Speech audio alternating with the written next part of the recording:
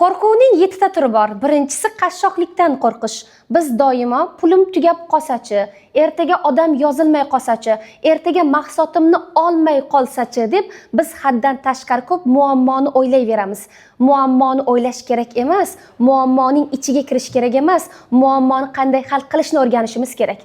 Ikkinchisi tanqiddan qo'rqish. Biz doimo odamlar nima deydi? Agar men insonlarga o'zimning kompaniyamni, mahsulotimni aytadigan bo'lsam, odamlar meni nima deb o'ylaydi deb biz haddan tashqari ko'p uyalamiz yoki tanqiddan qo'rqamiz. Negaki bizni odamlar doimo yaxshi deb aytishi kerak. Biz mana shu muhitga o'rganganmiz. Insonlar bizni yaxshi deb aytgani bilan biz ishlashimiz kerak. Hech kim bizning hozirgi kunda farzandimizga kelajak yaratib bera olmaydi. Buning uchun esa biz insonlarga mahsulotimiz haqida, kompaniyamiz haqida gapirishimiz kerak. Kasallikdan qo'rqish, biz doimo kasal bo'lishimizni o'ylaymiz. Xavotir kasalmiz. Agar sog'lig'imizga diqqatimizni qarataveradigan bo'lsak, biz haqiqatdan ham kasal bo'lamiz. Va muhabbatdan qo'rqish, biz doimo yaqinlarimiz bizni tashlab ketishiga yoki yaqinlarimiz doimo bizga g'amxo'rlik qilishini kutamiz.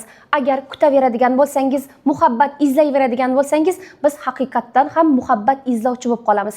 Mehrni oldin berish kerak, keyin olish kerak. Biz esa doimo mehr kutamiz.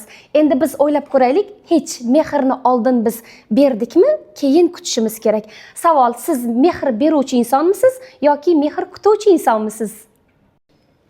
Beshinchisi qarilikdan qo'rqish, oltinchisi ozodlikdan mahrum bo'lishdan qo'rqish.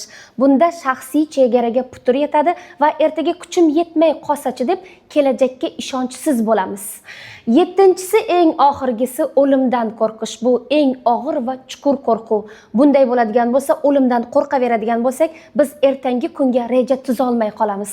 Bu qo'rquvning 7 ta turi endi. Endi savol: siz mana shu 7 ta qo'rquvning turlari qaysi biri sizda bor? Buni kommentariyalarga yozib keting, biz uchun juda ham muhim.